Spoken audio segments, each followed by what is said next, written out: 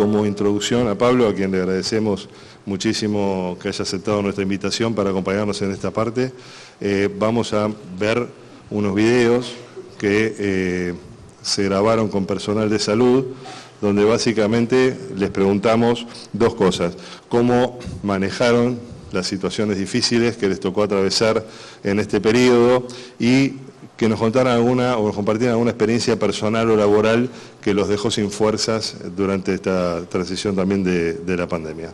Así que, si te parece, vemos el video y después lo usamos de disparador.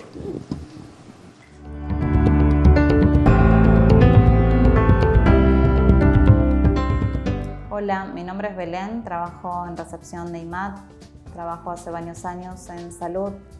Ante situaciones difíciles me ayuda a ser paciente, a entender al otro, en este caso al paciente. Me ayuda a sonreír, a ser positiva, que el paciente entienda de que nada de lo que ocurre es mala voluntad y que estamos para ayudarlo. Me dejó sin fuerzas cuando el paciente levanta la voz, no escucha lo que le explicamos. Me deja sin fuerzas cuando, por ejemplo, golpea el escritorio, cuando rompe los papeles. Son situaciones tensas, uno se vuelve muy vulnerable en ese momento. Llamamos generalmente a nuestra supervisora para que contenga, que pueda intervenir en esta situación. Lamentablemente son situaciones que suceden cotidianamente. Hola, buenas tardes. Soy Julio César Duque Medina, soy médico de terapia intensiva de la Clínica Basta Rica, residente de tercer año. En situaciones más complejas o difíciles, yo intento mantener la calma, intento siempre trabajar en conjunto con mis compañeros de trabajo buscando la mejor opción de tratamiento, de manejo para mis pacientes.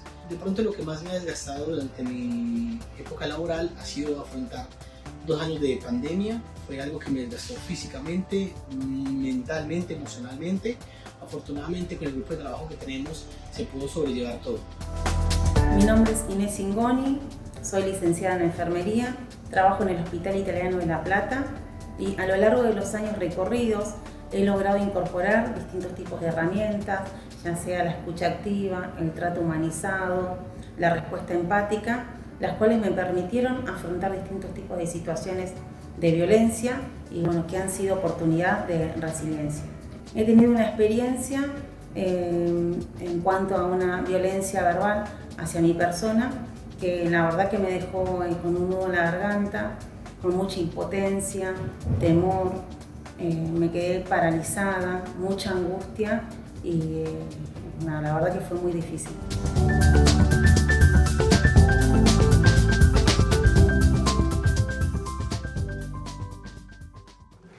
Bueno, buen día a todos.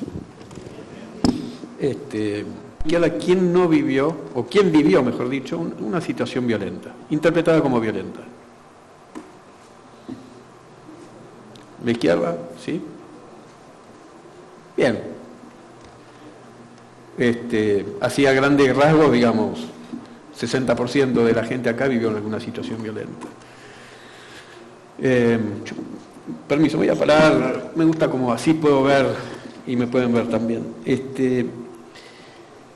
Primero, entender, cuando hablamos de situación violenta, es interesante que ya está en nuestra sociedad, tanto como recién hablaba, la inflación parece ser un término que ya está naturalizado, la violencia ya también es un término naturalizado dentro de la jerga de nuestro vocabulario. Y me parece peligroso normalizarla, naturalizarla, porque en definitiva lo que sucede es que empezamos, lo primero malo que hacemos psicológicamente es justificar esa violencia. Decirle que no estoy, por lo menos por un rato. Nosotros he escuchado palabras, incluyendo algunos de los testimonios que me parecen muy valiosos, primero por salir al ruedo a mostrarse, ¿no? Y eso tiene un significado, poder mostrar y poder mostrarse y hablar de lo que nos pasa. Vivimos muchos cambios. No voy a hablar de cosas que que ya más o menos todos sabemos, pero los cambios desde el punto de vista de la tecnología, de las culturas, de lo que pasa en nuestro sitio de trabajo, lo que pasó, lo que aceleró la pandemia, son realmente situaciones vividas con bastante agresividad. Porque, de alguna manera, lo que tenemos que hacer frente a esos cambios es adaptarnos. Que lo adaptamos de alguna manera todos, de acuerdo a las posibilidades que todos tenemos. Ustedes fíjense que frente a los cambios hay dos preguntas que uno se hace: si quiero y si puedo. Y eso habla de dos condiciones, una condición intelectual y una condición emocional. Cuando yo enfrento situaciones, cualquier situación que estoy enfrentando, la estoy enfrentando con mi cerebro. Mi cerebro tiene dos condiciones importantes, que es la intelectual y la emocional. Cuando yo puedo entender situaciones, es la primera manera de enfrentarla, pero no quiere decir que la puedo procesar, que es la parte emocional, que es de yo puedo querer enfrentar una situación, pero por ahí no puedo enfrentarla. ¿Sí? Y esto sucede con todo lo que nosotros vivimos en situaciones laborales permanentes. Aquí hubo en los testimonios, como si se quiere, dos partes de los testimonios, ¿no? Es cómo yo enfrento determinadas situaciones que nosotros nombramos como violentas. Y aquí me paro un segundo a decir, bueno, ¿qué es violento para cada uno? ¿Dónde está el término violencia en lo personal? Nosotros podemos hacer una descripción general del término violento diciendo aquel evento que por su manera de ser procesada deja una marca, ya sea psicológica o física. ¿Sí? Y esa marca puede ser aguda o crónica. Cuando digo aguda es porque una persona entra en una situación de crisis personal, angustia, como se habló en algún momento, o más crónica, donde entra a haber una suerte de sintomatología, incluyendo la depresión y a veces intentos de suicidios cuando el estrés es muy profundo. Desde el punto de vista físico, son marcas que quedan a situaciones violentas que no hace falta nominarlas, ¿no? Quedan grabadas en nuestro cuerpo de alguna manera. Entonces, la violencia depende de una percepción. Hay gente que con un poquito ya se siente violentada, y hay gente que tiene mayor resiliencia y los eventos pueden ser más profundos y tienen más resistencia a bancarse esas situaciones. Lo que quiero recalcar es que nunca entremos en justificarlas, ni las más pequeñas ni las más profundas. Con lo cual, en el segundo, o en un ratito, voy a hablar de algunas cuestiones, algunos tips que uno puede tener en cuenta a nivel personal o a nivel grupal para trabajar sobre situaciones violentas.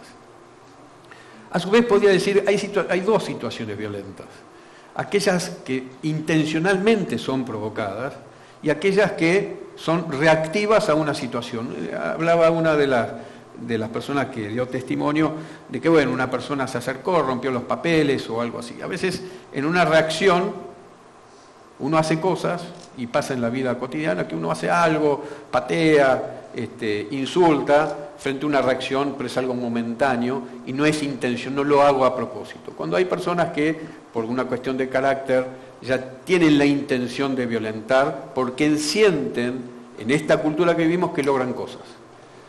Lamentablemente estamos en una cultura donde vieron que dice el que grita más fuerte logra, ¿no? Y la creemos esa, ¿no? De que el que grita más fuerte logra cosas. Entonces, hay una cuestión cultural que tenemos que lidiar para los que tienen una situación de liderazgo dentro de una organización, y después hay cuestiones personales que cada uno de nosotros, y con consejos de gente que conocemos, podemos ir ayudando para salir de esta situación. La pandemia es un buen ejemplo de situación violenta, porque yo digo, nos llevó a 1 año y medio estar encerrados, más o menos un término así, donde nos decían en ese año y medio que afuera estaba la muerte. Lo voy a resumir de esta manera. Afuera estaba un virus asesino, afuera estaba Es como si estuviésemos en una caverna, estuvimos encerrados en la caverna y afuera estaba ese animal terrible acechándonos, con lo cual no podíamos salir porque algo sucedía en ese sentido. Traigo el ejemplo de la pandemia porque fue muy agresiva psicológicamente, la hemos tal vez naturalizado en algunos casos, pero es buen ejemplo para entender el efecto que causa. Este efecto de la caverna, que yo lo llamo así, es habernos encerrado, habernos creído ciertas situaciones, el monstruo está afuera, y entrar en una situación donde algunos pudieron salir y ser resilientes, pero muchos quedaron atrapados en esa caverna, atrapados en condiciones psicológicas, llamemos ansiedades, fobias, depresión. Entonces, es interesante, el efecto de la caverna nos lleva a una posición emocional muy instintiva. Todos nosotros, todos, incluyéndome, tenemos este cerebro reptilíneo, ¿sí? El cerebro límbico, que hace que de alguna manera, después del filtro racional e inteligente que todos tenemos, vamos a ese ataque-huida que todos tenemos. Ataque-huida que obviamente no necesariamente lleva a salir corriendo o atacar furiosamente a alguien, aunque a veces sucede. Pero hay un ataque-huida a veces de tratar de salirse de una situación, esconderse de un problema, no enfrentar un conflicto, o enfrentarlo de una manera abrupta, con términos bastante lesivos. Entonces, ¿qué quiere decir? Que las situaciones violentas siempre van a llamar a nuestro cerebro más primitivo y hacernos reaccionar. Lo importante de poder transmitir alguna cuestión aquí entre nosotros es entender que, como tenemos una capacidad racional, tenemos la posibilidad de manejar este cerebro primitivo, de alguna manera. Primero, identificando nuestras emociones, entender a dónde nuestra capacidad de responder a las situaciones estresantes, violentas, ¿sí? Detectarla, entenderla. Una de las chicas dijo, bueno, yo trato siempre de ser positiva, ¿sí? De tratar de entender y tratar de dar una respuesta positiva. Lo importante siempre para todos es entender que esa es la manera emocional de recibir la vida misma. Es como la posición positiva es una manera emocional de enfrentar el estrés. ¿Por qué hablo del estrés? Porque las situaciones violentas son un estrés para nuestro cerebro, ¿sí? Las situaciones violentas generan, depende de la situación, hay situaciones que son únicas, ¿sí? Hay situaciones que pueden venir de alguien que nos habló mal, de un cliente que se puso mal, pero por ahí es una situación única en una semana, en un mes, y es una situación única. Dependiendo de cómo estemos preparados, nuestra vida tenemos varios aprendizajes. Una es nuestra familia. La familia es un buen entorno, es el primer equipo de trabajo donde uno entiende cómo enfrentar situaciones conflictivas. Después viene una serie de secuencias como la adolescencia, la presencia en la escolaridad, el deporte, los clubes y los trabajos. Son todos aprendizajes, más allá de lo técnicamente que cada uno hace en su trabajo, son todos aprendizajes de cómo enfrentar situaciones conflictivas.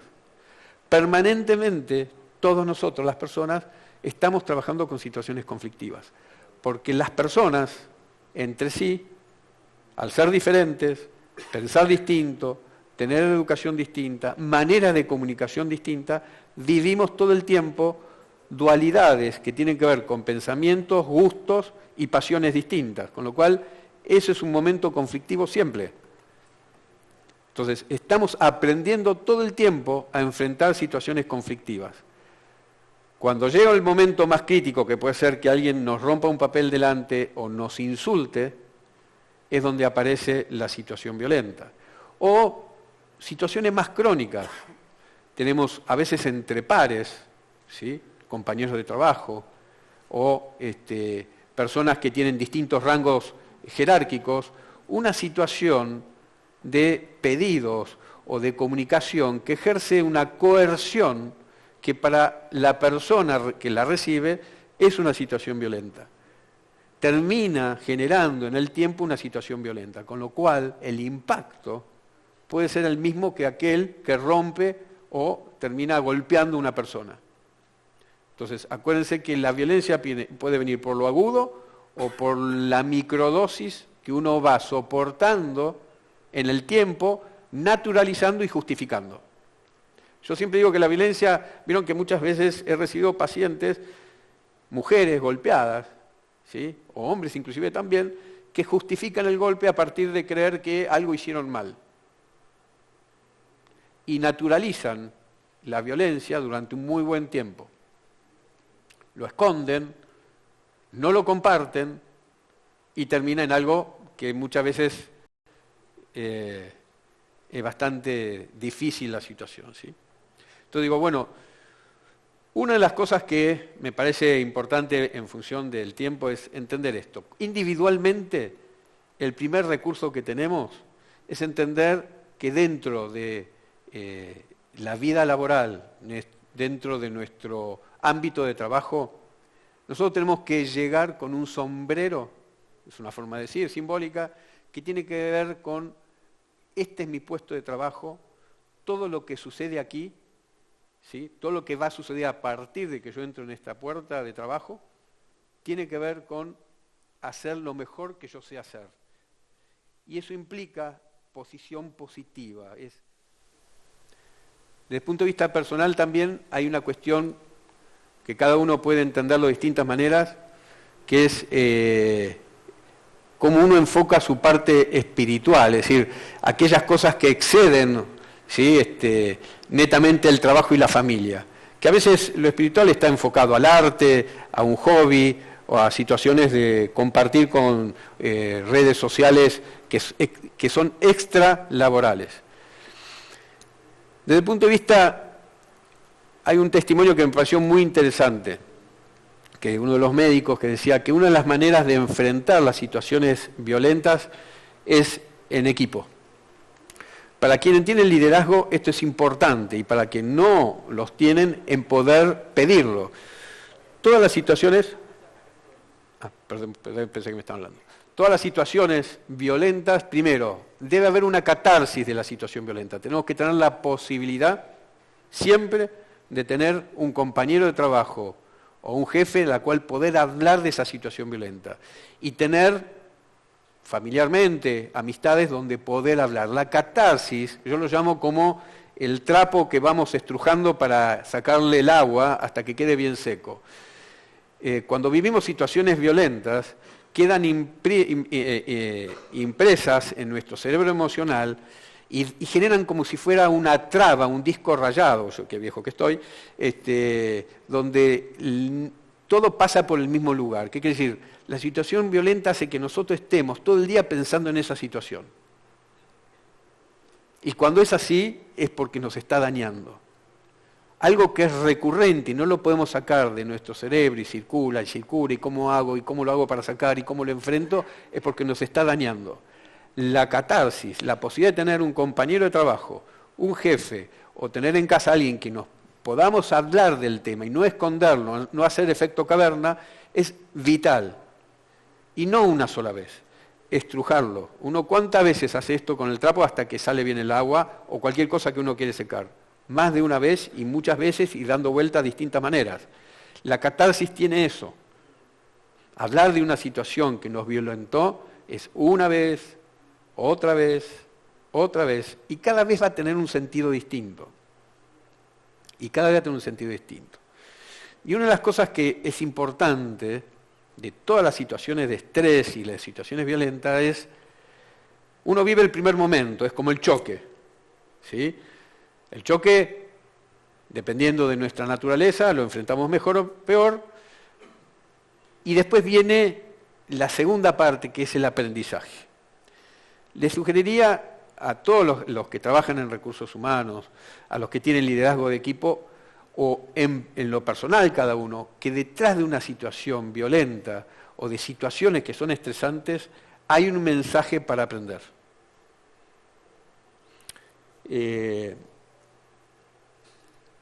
Voy a traer un ejemplo simplemente para que se entienda esta parte. Yo una vez recibí una persona que estuvo en el tsunami del 2005, ¿sí? Ella perdió en ese tsunami a su marido y a su hijo, y aparte ella misma vivió la situación violenta de todo ese estrés. Ella estuvo por morirse, estuvo muy lesionada, estuvo internada. Situación violenta, sí, muy estresante. La trabajamos mucho, pasó por varios duelos, por varias situaciones a recomponer, pero ella aprendió algo en el tiempo, que es, ella empezó a dar conferencias de cómo ser resiliente. Y yo no digo que todos tenemos que ser conferencistas, digo que entendió que podía dar un mensaje reparador frente a lo que vivió. ¿Sí? Ella pudo rehacer su casa, pudo volver a tener familia, pero lo más importante es que entendió que detrás de esa situación violenta, de eso que había vivido, había una posibilidad de darle algo a la comunidad, algo a la sociedad. No digo que este sea el ejemplo que todos tenemos que vivir, pero digo, sí, detrás de cada situación, sea un cliente, sea un paciente, sea un compañero de trabajo, hay algo que yo, después de tratar de recuperarme con el manejo del estrés que eso produce, tener un aprendizaje. Aprendizaje puede tener que ver con comunicarme distinto, puede tener que ver cómo enfrentar situaciones violentas, cómo uno mismo no engancharse en situaciones violentas, porque quiero decirles algo, esto de justificar y normalizar la violencia hace que nosotros también empecemos a tener alguna actitud violenta también. Por ahí mínima, por ahí menos intensa. Entonces, es una reflexión también para nosotros saber dónde estamos parados, qué estamos haciendo con esas situaciones que son agresivas, ¿sí? Y poder darles una transformación. La transformación va a venir cuando cada uno tomemos conciencia de que tenemos que ser activos en esa transformación. Una de las palabras de esta jornada es transformación, si no me equivoco, y es una responsabilidad individual y luego colectiva, pero primero individual, de lograr esa transformación. No podemos aceptar la violencia, no podemos normalizar y justificar situaciones que son agresivas, ¿sí? Pero la manera no es responder ojo por ojo, diente por diente, o como quieran nombrarlo, sino responder de una manera inteligente, superadora. Incluyendo, la respuesta es hasta a veces enseñarle al otro y decirle al otro que está lastimando. Una de las cosas fundamentales que el otro tiene que entender es que le está lastimando. Muchas veces no lo ve, y eso hay que mostrárselo al otro, ¿sí? Cuando hay alguien que está usando una palabra agresiva, una actitud que es lesiva, uno tiene que mostrarle al otro, en cualquier condición, usted me está lastimando. Usted está lastimando a otra persona, porque muchas veces no lo ven. Y ahí es donde empieza a frenar. Nunca enganchemos, nunca entremos a reaccionar igual que el otro, no creamos que reaccionar 10 veces más al otro lo va a frenar, ¿sí? Sino que entendamos que seamos racionales, pongámonos el sombrero de ser excelentes en nuestro trabajo y tratar de ayudar al otro en una sociedad que ya viene en un termómetro elevado a bajar la espuma. Siempre recurran a la posibilidad de la persona que está sacada, sacarla de ese lugar donde está, llevarla a otro ámbito, cambiar la posición, ayuda mentalmente a girar el cerebro, ¿sí? Y decirle una palabra mágica. Señor, señora, compañero de trabajo, jefe, yo si fuera usted estaría peor que usted, pero hablemos. Bueno, ¿vamos bien? Ahí está. Sí, vamos bien. A las preguntas. Sí, lamentablemente no vamos a llegar a preguntas en este panel porque si no se nos retrasa toda la jornada, así que pedimos disculpas por esto. Tomo un par de cosas de las que mencionaste que me parecen muy importantes. Una, mencionaste, que yo no mencioné en mi introducción, el tema de la violencia interna, ¿no? Intralaboral, que este es un tema no menor y en el cual efectivamente todos los responsables de recursos humanos y todos los líderes de la organización tenemos que estar muy atentos y trabajar de manera activa, no de manera pasiva. O sea, activamente tenemos que tener políticas de reducción de la violencia intralaboral que en nuestras instituciones existen y las conocemos y bastante. Y con algunos tips que mencionaste que me parecieron súper simples de aplicar, pero interesantes para tener en cuenta, como este último de mover a la persona del lugar, de ser positivo, y el tema de la catarsis, me parece fundamental poder hacerla para incluso conservar nuestra propia salud interna. Así que bueno, Pablo, súper interesante, muchísimas gracias por haber participado con nosotros en la jornada de hoy. Bueno, Santiago, muchísimas gracias por estar. Acá, en esta parte del panel, vamos a estar tratando un poco el tema de la formación de profesionales de la salud y las problemáticas que estamos teniendo con la formación y con la falta de profesionales en la salud. En este panel vamos a empezar a usar algunas de estas herramientas interactivas que se comentaron al principio. Vamos a estar haciendo un par de consultas mediante el Mentimeter, así que tengan preparados los celulares no para contestar mensajes, sino para contestar encuestas. ¿Ok? Para arrancar, los que estamos acá, los de recursos humanos, estamos muy acostumbrados a últimamente tener serios problemas para conseguir profesionales. Hay determinadas profesiones técnicas o determinadas especialidades médicas que se está complicando de manera seria. Te diría, hay posiciones como enfermería, por ejemplo, donde prácticamente hay pleno empleo y la formación no alcanza a cubrir las necesidades. Hay varias tecnicaturas que tampoco, y con algunas especialidades médicas tampoco. Entonces, la pregunta un poco es, por otro lado, vemos gran cantidad de inscriptos en algunas carreras, pero que después no terminan, ¿no? Enfermería es otro caso típico en esto, que lo tratamos en algún panel en este congreso prepandemia, donde veíamos con la gente de las carreras de enfermería que hay serias dificultades para terminar la carrera de parte de los estudiantes. Entonces, lo que nos está pasando es esto, faltan profesionales. ¿Cómo ves vos esa situación desde el punto de vista de especialista en la educación? Bueno, lo primero que me gustaría es arrancar con esa pregunta. Bueno, faltan profesionales. ¿Faltan profesionales porque no hay profesionales? ¿Faltan profesionales porque no los estamos consiguiendo? Son dos preguntas distintas y me parece que la experiencia, digamos, para resolverla va a ser diferente. Si vos mirás, ahí estamos compartiendo, voy a compartir solo 2 placas para no abrumar con datos, pero digo, esto es lo que está pasando hoy con la cantidad de ingresantes. Si vos lo que ves, en la gráfica se ve claramente que todas las distintas ciencias de la salud están creciendo y están creciendo mucho, al punto del 50%. ¿Esto quiere decir que yo voy a conseguir la especialidad que estoy buscando? Quizás no esté en ese gráfico.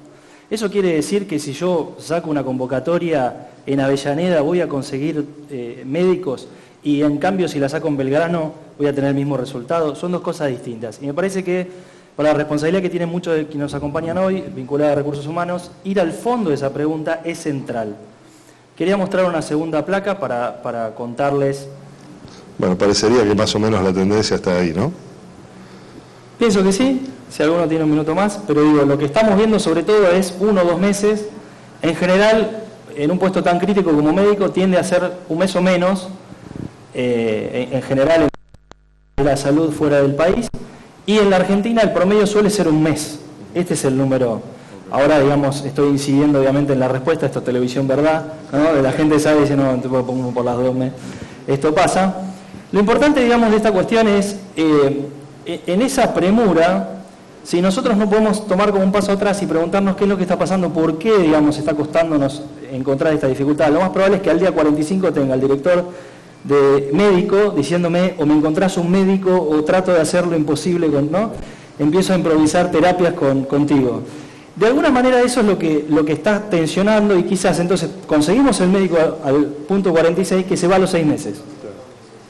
Que es otro tema en el que hay que pensar bastante también, porque estamos teniendo un recambio cada vez más grande. ¿Qué es lo que está motivando ese recambio?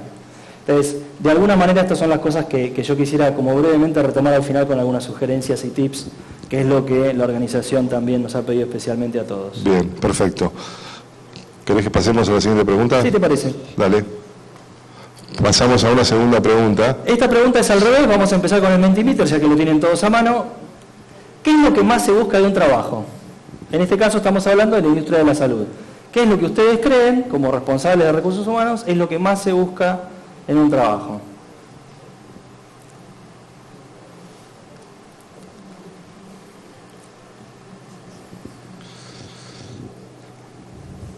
Vamos empezando a observar un poco el disparador de esta parte, ¿no? Porque en realidad esto respondido hace 30 años seguramente hubiera sido una escalerita que arrancaba con la columna azul. Justamente por ahí, mirá, estaba pensando exactamente lo mismo.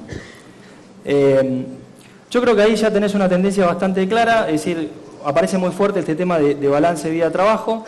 Yo me animo a decir dos cosas. La primera es, y esto ustedes como especialistas en recursos humanos lo conocen bien, no es que somos distintos hoy que hace 30 años. Quizás hoy las demandas aparecen más marcadas, pero hace 30 años el balance vida-trabajo estaba probablemente más organizado y entonces esto no aparecía tanto como una inquietud. También digo, hay un estudio, me gusta referenciarlo, de la Reserva Federal de los Estados Unidos, que mostró que los incentivos dinerarios en particular hasta pueden ser contraproducentes para mejorar la productividad de las personas. ¿Qué quiero decir con esto? Quiero distinguir dos grandes momentos.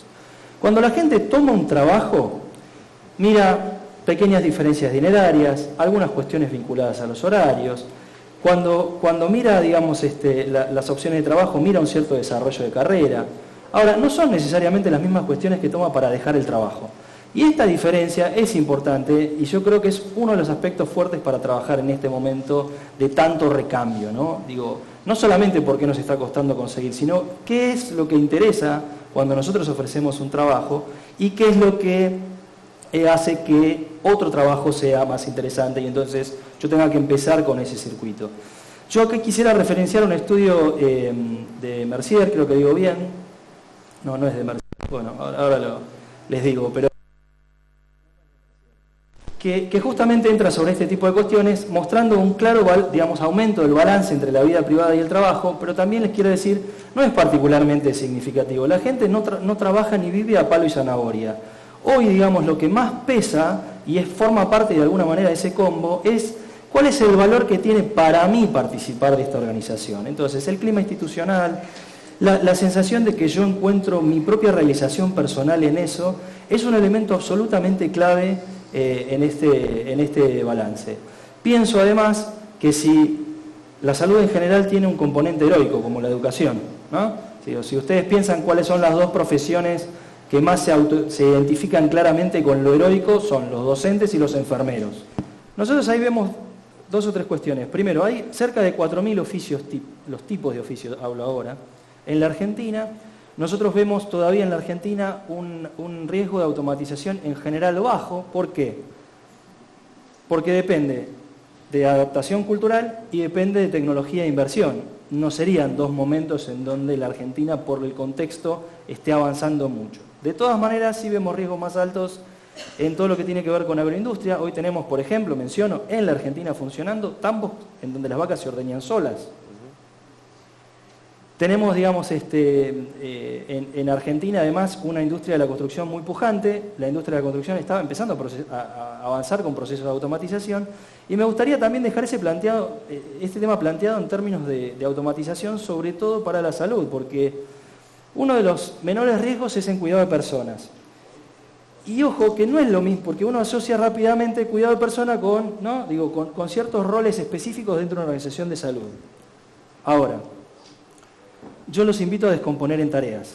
El trabajo que nosotros hemos tenido que hacer es sobre todo descomponer en tareas, porque quizás hay una persona que se ocupa del cuidado de la salud, pero además hace muchas otras cosas que perfectamente pueden ser automatizables.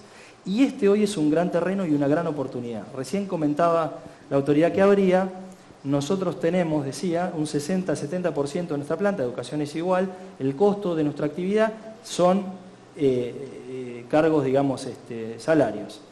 Entonces, pensar en ese terreno de automatización para la gente que está en recursos humanos me parece que es imprescindible en este momento para descomponer en tareas y para pensar qué tareas pueden ser automatizables e incluso, y acá traigo algo de otra industria, pensarlo en términos de experiencia de usuario.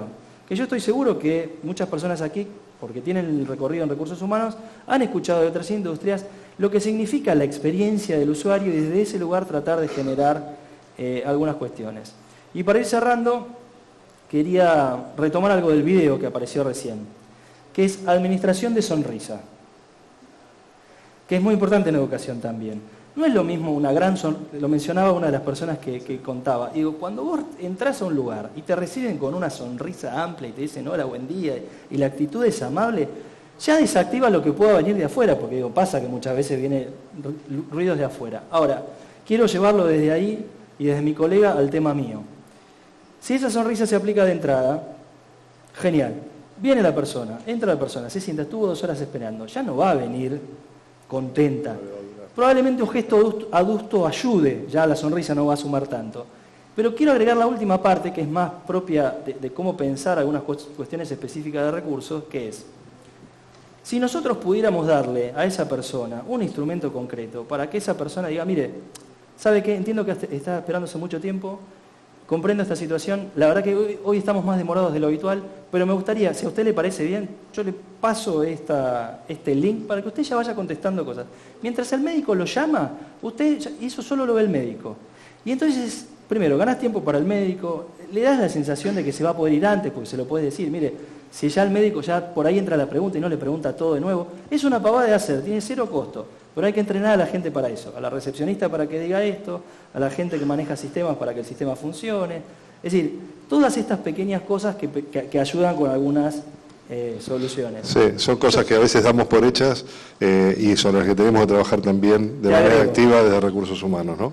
Visité 3 centros de los de la asociación, no voy a decir cuáles, porque yo creo que es muy importante hacer la experiencia. En ninguno me recibieron con sonrisa.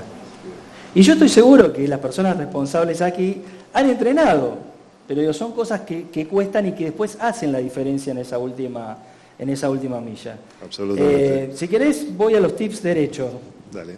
Que además va con una invitación en particular. Hemos trabajado mucho y quisiera, digamos, seguir haciéndolo en ese plano. 2 minutos con 30 y cerramos. Tengo acá la chicharra, el minutero acá. Lo digo rápidamente, les voy a pasar la presentación y además digo esto. En la presentación está mi correo personal, me pueden escribir ahí. Serán 150 personas, 200 personas. Si 10 personas me escriben ese correo pidiéndome que yo redacte estas ideas, con mucho gusto la pongo a disposición de la organización.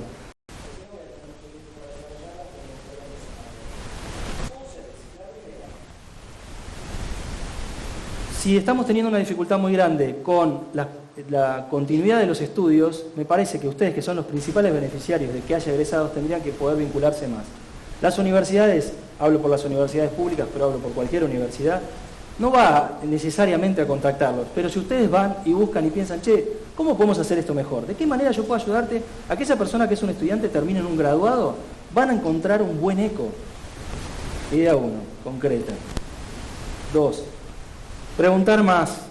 Me parece que hoy todos tenemos que entender en todas las industrias que nosotros tenemos 2 grandes fuentes de servicios y de negocio, por decirlo de alguna manera, que son lo que hacemos y los datos. Saber cosas nos ayuda y nos ayuda mucho a repensar qué es lo que estamos haciendo, a encontrar respuestas profundas, porque médicos hay en la ciudad de Buenos Aires, 4 veces más de lo que hay en cualquier otro distrito del país, e igual la demanda existe. Sigo y digo. Bueno, obviamente hay cosas que uno puede preguntar en relación al clima laboral, formación, experimentación. ¿Qué otro elemento que a veces yo pregunto cuando tengo un ingresante me permite anticipar que esa persona de verdad va a tener un compromiso con la organización más allá del año, ¿no? Digo, me parece que ahí hay un elemento interesante para indagar. Después experimentar mucho, ¿no? ¿Qué pasa cuando empiezo a asociar algunos indicadores que estos que voy juntando entre la gente, los médicos, los anestesiólogos, los camilleros, ¿no? Digo, ¿qué es lo que va pasando con eso? La ventaja competitiva de la telemedicina. Ustedes forman parte de una industria que ha tenido una gran transformación y que tiene grandes oportunidades en materia de telemedicina. Muchas son pequeñas organizaciones en lugares físicos, geográficos muy concretos. La telemedicina les abre un campo gigantesco. Ahí hay un terreno que incluso podrían explorar con gente que se dedica a hacer formación. Y podrían hacer juntos, de manera tal que ustedes planteen la demanda, exijan una respuesta y se nutran de lo que ocurra con ese campo. Me quedan 2 más y vamos al corte porque se nos acabó el tiempo. Bueno, esto que decía de aprender de otras industrias, la experiencia del usuario, que creo que ya lo desarrollé. Y cuando piensen en términos de automatización, porque hoy la automatización para la Argentina está lejos, pero ¿qué quiere decir que esté lejos? Que nosotros, el tiempo va acelerando. Nosotros vamos a agarrar el huracán a 200 kilómetros por hora. Y es mucho más difícil enfrentar un huracán a 200 kilómetros por hora. Entonces, si bien esto, por la crisis argentina, viene demorado, quiero que sepan que este es el momento para empezar a trabajar en automatización. Porque después a esa velocidad va a ser difícil entrar y sobrevivir. Quería compartir finalmente, entonces, si me permitís, el QR. Y ahí está el material para que ya lo puedan bajar. Agradecerte, Fernando, por esta invitación, Daniela y a todo el equipo, agradecerles especialmente. Y ahí está la invitación, el que quiera me escribe. Bien. Y yo me comprometo en un mes o algo así escribir estas ideas para genial, que genial. Santiago, muchísimas gracias, súper interesante. Me quedo con un par de cosas. Una, tenemos que hacernos responsables nosotros, como vos dijiste, y tratar de interactuar con las universidades para ver cómo colaborar en generar mejores profesionales, más profesionales y sobre todo de donde nos están faltando. Y me quedo con la idea de empezar a trabajar tanto en lo que es el cambio cultural que estamos teniendo en la fuerza de trabajo, que esto es real y que esto está viviéndose, y en la automatización, que sin ninguna duda se viene. Siempre venimos un poquito más tarde en Argentina, pero sin ninguna duda se viene. Sí, solo agregar esto. Yo les sugiero a ustedes ir a buscar a las universidades. Yo como universidad estoy viniendo también y le pido lo mismo a las universidades, ¿no? De hacer obvio, claramente, esa conexión, claramente. Bueno, muchas gracias, Santiago. A ustedes. Después de tener 2 invitados de lujo como tuvimos, pero que son de fuera de nuestro sector, cerramos esta primera parte de la mañana con Juan Manuel, viejo conocido y amigo, joven, pero viejo conocido y amigo. Ya no hay manera de remontarla, ¿no? Ya metiste la página.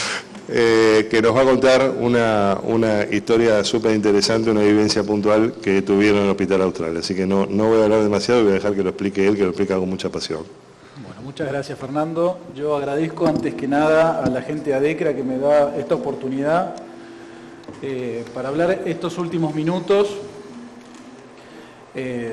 Después de tener el privilegio de compartir este congreso después de 2 años de no habernos visto y de haber estado, tengo la difícil tarea después de hablar de estas 2 personas notables que pasaron antes que yo. Así que, básicamente lo que me pidieron es hablar respecto de la transformación en la salud. Y bueno, yo pensé un poco al respecto de esto en estos últimos meses, para ver qué podíamos nosotros dejarle un poco a cada uno de ustedes después de esta charla, que cada uno se lleve.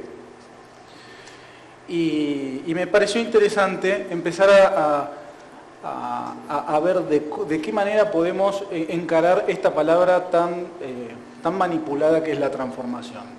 Por la transformación podemos entender, seguramente con el ejercicio de estas herramientas electrónicas o levantando la mano, distintos criterios que podemos tener cada uno al respecto de este término. Podemos hablar de transformación digital, que algo se mencionó, y podemos verlo, que esto es generalmente lo solemos asociar a la palabra transformación, todo aquel desarrollo tecnológico que está vinculado al mundo digital, de la revolución digital. Y pensar y tener un poco la tentación de que esta idea de que como ciertamente lo vemos, que a pasos agigantados las nuevas tecnologías van hacia un progreso indefinido, que no sabemos dónde terminarán, a veces tenemos la tentación de que lo mismo puede pasar en las sociedades y en las personas. Y creer que las personas también podemos aspirar a un progreso en la misma línea. Podemos hablar también un poco de la mano con la digitalización, hablar un poco de lo que es la transformación de los vínculos de las personas. Ciertamente estamos imbuidos por un montón de herramientas, empezando por las redes sociales, que nos permiten vincularnos de una manera distinta con nuestras relaciones humanas, con nuestras relaciones laborales, con las personas que nos rodean, la manera de leer el diario, la manera de informarnos. También podríamos encararlo del tema de los roles dentro de una organización. La famosa pandemia nos cambió la manera de trabajar. Muchos de nosotros, no particularmente los que estamos en el ámbito de la salud, pero en general en el ámbito laboral, se han abocado al famoso trabajo en casa. Y la última pata que por lo menos yo identifico es preguntarnos un poco si podemos hablar de la transformación de los valores.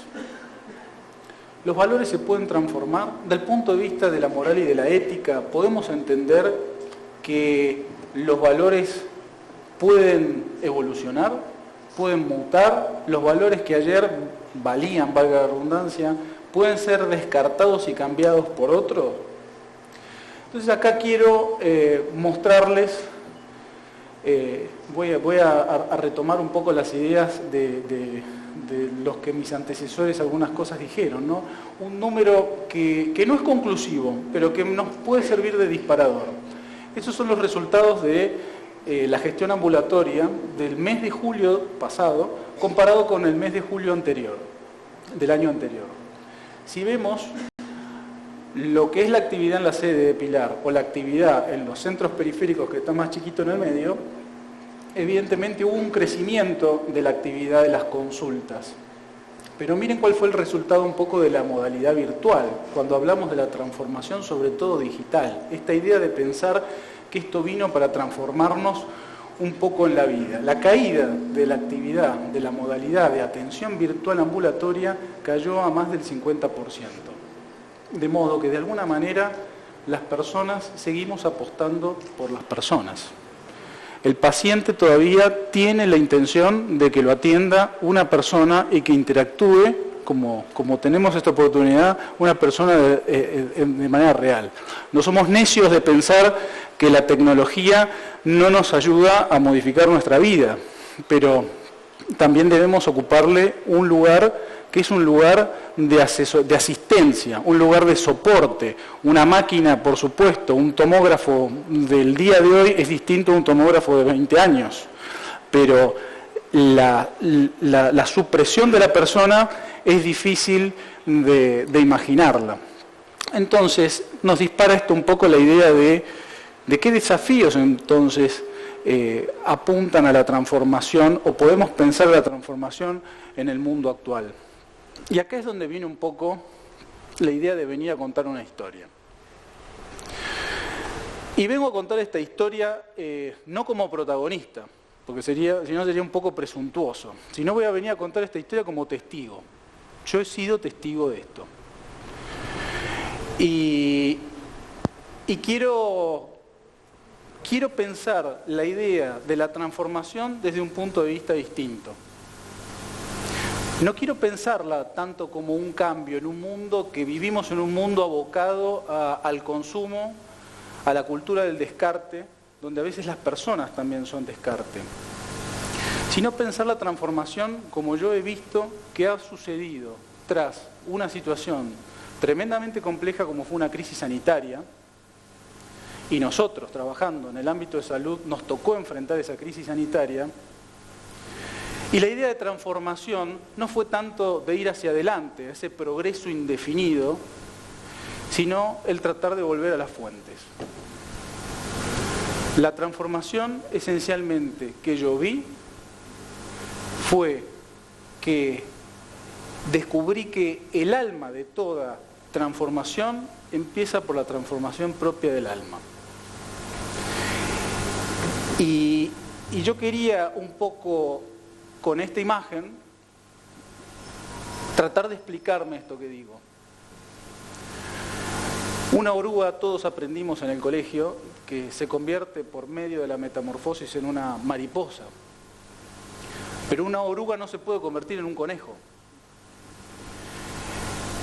Y de los huevos de una codorniz no sale un cocodrilo. Hay cosas que pueden cambiar, pero hay cosas que esencialmente están dentro de nuestro propio interior. Y diría un filósofo, en términos de filósofo, que una oruga es en acto una oruga, pero en potencia es una mariposa. O sea, la mariposa siempre estuvo. No es que la mariposa es algo que salió espontáneamente de la nada misma, sino que la mariposa es el resultado que ha existido siempre en potencia dentro de esa oruga y que por un proceso de la naturaleza deviene en una mariposa. Yo descubrí, y tengo la oportunidad de haber visto con mis propios ojos, que ante una situación de crisis como nos puso una pandemia que no tenía precedentes desde el punto de vista, me parece que en la historia de la humanidad, un fenómeno como el que nos tocó vivir, para poner las cosas en una balanza, ciertamente, fue que la búsqueda de la transformación que era necesaria pasó esencialmente por volver a las fuentes. ¿Y volver a las fuentes de qué? De sacar el máximo potencial de cada una de las personas, de buscar cuál fue exactamente el origen de lo que nosotros considerábamos como los valores fundacionales de la institución en la cual nos tocaba jugar ahora este partido tan difícil. Éramos una institución de salud que tenía un propósito. ¿Cuál era ese propósito? ¿Para qué estamos acá en la salud? Somos un hospital en el medio de una crisis sanitaria que no tiene precedentes de ninguna naturaleza. Y de repente, ¿cuál fue el espíritu que a nosotros nos inspiró para crear este hospital? Creamos simplemente un hospital con el objeto de generar una rentabilidad, que por supuesto es importante, porque el objetivo básico de esta institución también es pagarle, por supuesto, el sueldo a los más de 3.000 empleados que trabajan, sin duda alguna. Pero esencialmente lo que a nosotros nos movilizó, a las personas que hace más de 25 años empezaron este proyecto de la nada misma y sin nada en los bolsillos, fue una cuestión que los inspiraba. ¿Qué tenía en la cabeza las personas que movilizaron a los profesionales que empezaron con este proyecto? Nosotros actualmente, ¿estamos dejando un pozo o estamos teniendo una vida estéril? ¿Nosotros estamos haciendo un surco? ¿Estamos realmente iluminando el resto o estamos pasando realmente solamente de paso? Entonces, en el contexto en que ya todos conocemos, que nos tocó vivir de manera estrepitosa, de la noche a la mañana, una realidad que no la habíamos visto, donde todos nos tuvimos de alguna forma que quedar en casa, no nos tuvimos que quedar en casa. Todos nosotros, la mayoría de todos los que están acá, se tuvieron que ir en el colectivo, en su auto, de la manera que podían, a su lugar de trabajo, porque la salud no podía cumplir con este eslogan. ¿Y por qué? Porque era el momento de tener que trabajar donde teníamos que estar trabajando. Estos números para mí son un poco espantosos, pero los muestro. Los números de la internación, de las cirugías, de las consultas y abajo a la derecha de cómo eran las consultas de las guardias. Fíjense, vale aclarar que la línea gris casi que se mantiene en forma horizontal eran lo que estaba presupuestado para ese año 2020 y la línea verde eran los resultados que evidentemente teníamos. Este era el contexto del Hospital Austral, una caída de la actividad de las consultas de la guardia de un 79.4% en el mes de abril. Las cirugías habían caído un 68%. El grado de incertidumbre de los resultados era absolutamente dantesco. Y en ese contexto donde realmente no sabíamos si íbamos a pagar los sueldos, no sabíamos si iban a seguir entrando pacientes porque no había pacientes en el hospital, lo primero que se pensó fue, nadie se va a bajar del barco. Lo segundo que se pensó fue una suerte de locura, que acá es donde empieza un poco la historia. En toda esta cuestión y en la mochila que cada uno tenía, especialmente desde el área de la dirección de las personas, de ver cómo íbamos a cubrir las más de 300 personas que teníamos, recordarán, ni siquiera de bajas por contactos estrechos ni por enfermos que después luego nosotros nos enfermamos, a mí me tocó 2 veces, sino aquellas personas que solamente estaban en grupo de riesgo. Salíamos a la cancha en el medio de la pandemia con alrededor de un 15% menos de la dotación de lo que teníamos en el hospital. Y en ese momento, y ahora vengo con algo concreto, y el mensaje que quiero transmitir es que esto no son palabras de hablar de temas blandos de recursos humanos, sino que se bajan a la práctica y son cuestiones concretas, es que en el medio de este contexto aparece un proyecto que varios de nosotros fuimos bastante escépticos. Esto no lo vamos a poder hacer. Apareció el proyecto del Hospital Solidario COVID Austral. Se armó un hospital, esta fue la idea, pero ¿cómo vamos a armar un hospital? Ya tenemos un hospital y tenemos que cuidarlo. No sabemos cómo vamos a juntar la cantidad de enfermeras que no conseguimos, la cantidad de médicos que no tenemos. Pero somos un hospital que está al servicio de la comunidad, que priva antes que nada el beneficio de brindarse por el prójimo. Y en estas circunstancias, donde además la gente se está muriendo, hay que pensar en aquellas personas que no tienen ningún tipo de acceso a la salud. Pero eso no es responsabilidad nuestra, eso debe ser responsabilidad del Estado. Nosotros algo podemos hacer. Se acondicionó un espacio, que es este que figura acá, donde pobres los kinesiólogos fueron desplazados y luego tratamos de buscarle un lugar donde poder ubicarlos. Durante el lapso de 2 meses se trabajó para el armado y la puesta en funcionamiento contrarreloj de algo que no había ni fondos para eso. Se confió no solo en la providencia, sino que se confió también en la solidaridad del pueblo argentino, que una vez más salieron empresas privadas, pacientes, familiares de pacientes, a poner dinero de su propio bolsillo para sostener este proyecto. Un proyecto que no iba a dejar ningún centavo ni un céntimo de rentabilidad. Hubo que salir a contratar, pobre la gente de recursos humanos, 250 personas al margen de los problemas que había dentro de la institución y de la gente que había que cubrir, de la enfermera que no venía, del técnico que nos faltaba, del que se había enfermado. Había que armar un hospital de la nada con 40 camas, de las cuales 16 eran de terapia intensiva. Si ustedes pueden hablar con los directivos del hospital, díganles que nunca tuve una atención tan buena y tan digna.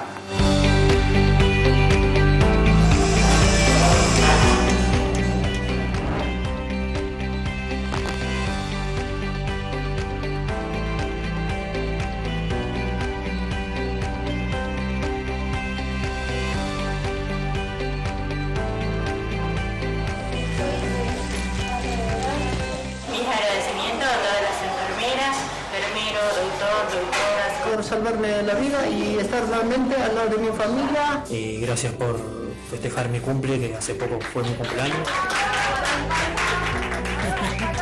Me siento como que estoy en mi casa. Para mí yo no lo tomo como que me salvaron la vida, a mí me salvaron el alma. Yo nunca había algo igual, pero esta es una maravilla, hermano. Nuestro paciente está egresando en este momento del Hospital Solidario.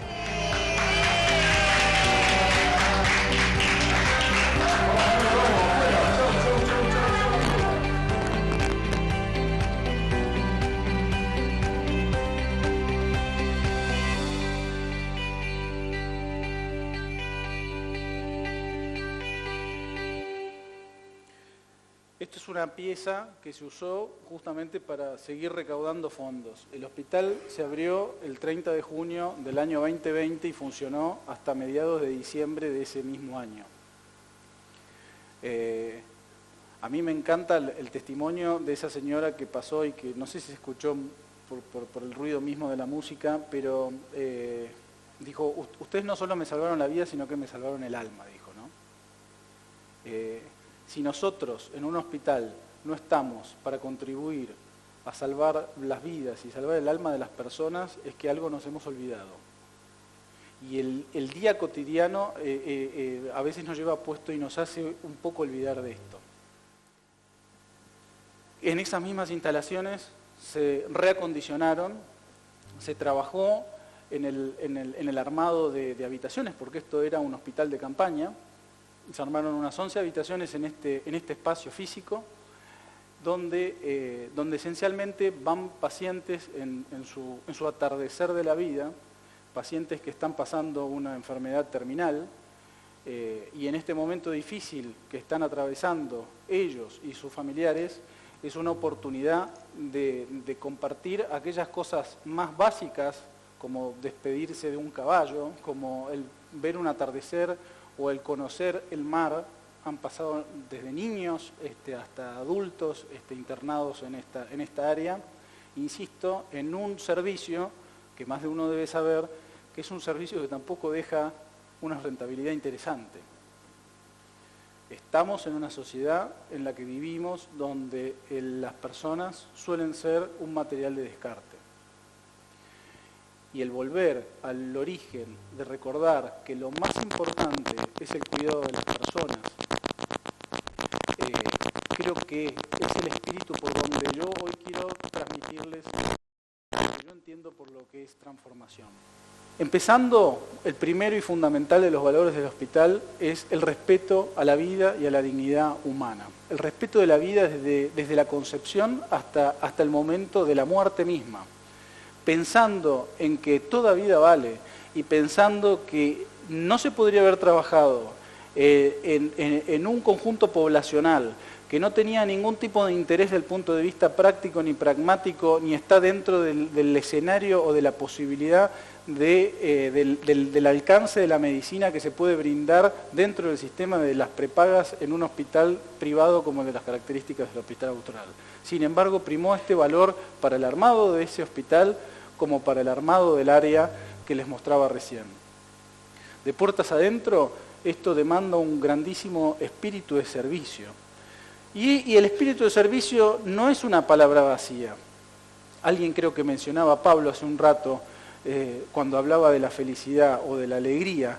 El espíritu de servicio genera alegría. Cuando yo sirvo, y lo digo no como protagonista, lo digo como testigo de haber estado sentado en la primera fila de ver este espectáculo. Cuando las personas sirven, se sienten útiles, están en capacidad de trabajar en equipo, están en capacidad de sumar. ¿Por qué? Porque tienen un propósito en común, tienen una tarea, tienen un fin que los sobrepasa. Y este fin a veces guarda, no es a lo que estamos acostumbrados de las habilidades blandas de recursos humanos, que parece que van por un andanivel que nunca se cruzan con las actividades duras o las profesionales.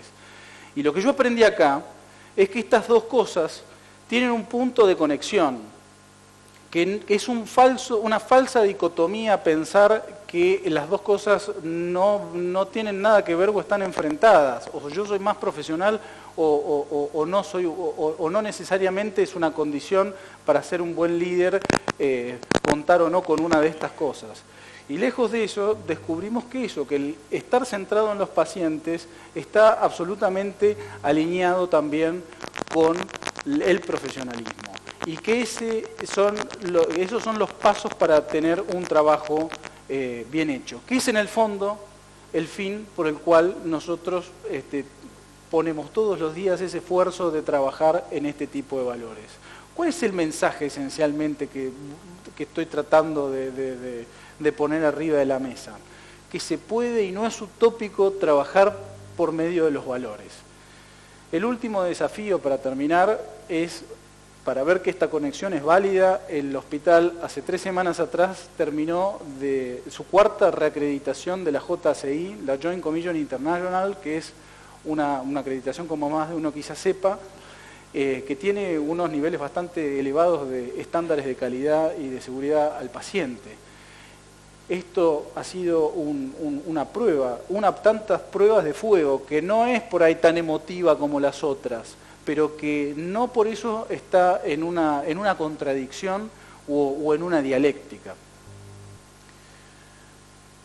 Bueno, esto fue un espaldarazo que tuvimos durante el transcurso del Hospital Solidario en el 2020.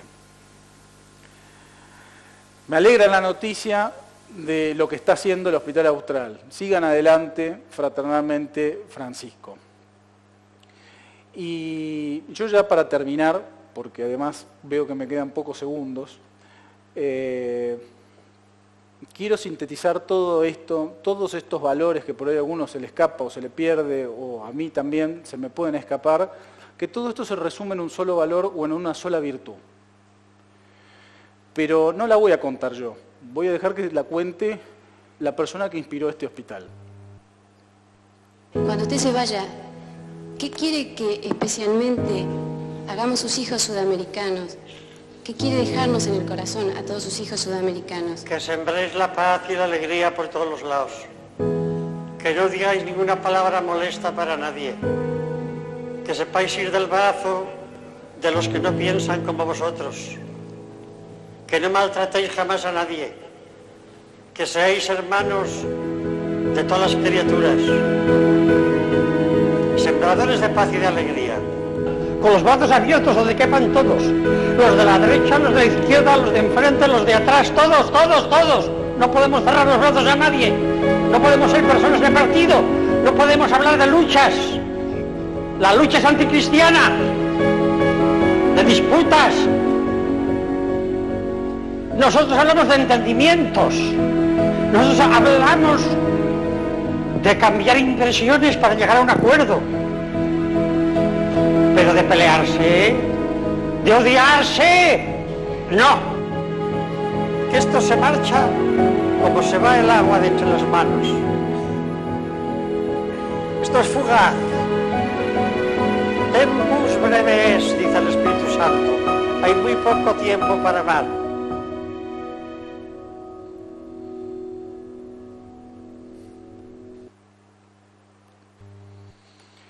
Yo creo que si nosotros no hacemos con amor y con pasión lo que tenemos que hacer todos los días, si no descubrimos que detrás de todos los valores, el primer valor es la caridad, es el amor, y no de manera utópica. El amor en acción. Yo puedo dar testimonio de que se puede. Nosotros soñamos y la verdad nos quedamos cortos. No nos dejamos de sorprender cotidianamente con las cosas que nos pasaron y que no las teníamos bajo control. Muchas gracias.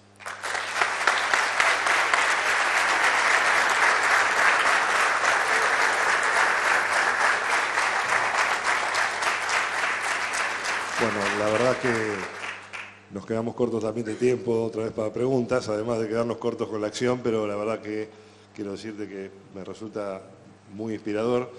No es la primera vez que escucho la historia, pero sí contada de esta manera. Es realmente muy inspirador lo que hicieron. Y bueno, nada más que agradecerte. No quiero agregar más nada porque me parece que le torcemos el sentido a las cosas. Gracias, Juan. Gracias también al Hospital Austral por lo que hizo en esa situación. Yo les agradezco a todos ustedes por su tiempo, a Decra, a Diego,